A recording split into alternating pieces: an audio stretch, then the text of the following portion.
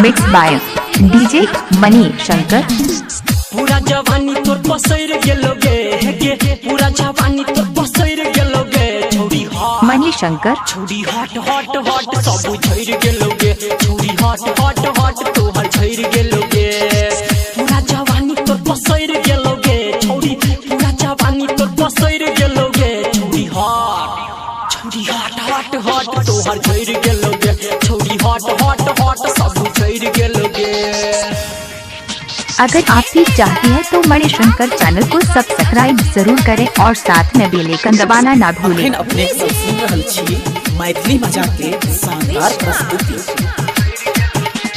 चढ़ली जवानी तोहर पानी जे न बहलो, पानी जे न बहलो के पानी जे न बहलो। मारे वाला मजा या बतोरा में नहीं रहलो, तोरा में नहीं रहलो के तोरा में नहीं रहलो। चढ़ली जवानी तोहर पानी जे न बहलो, मारे वाला मजा या बतोरा में नहीं रहलो।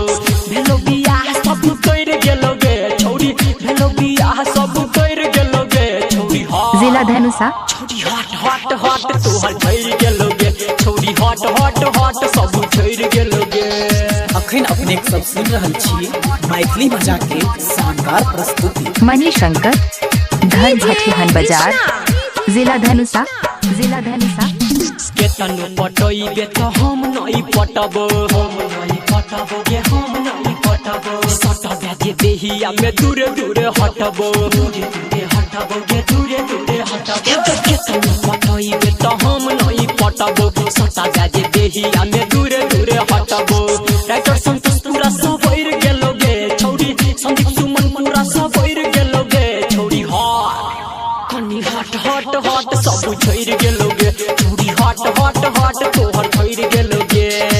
पूरा जवानी तोर पसैर गेलोगे छोड़ी, पूरा जवानी तोर पसैर गेलोगे छोड़ी।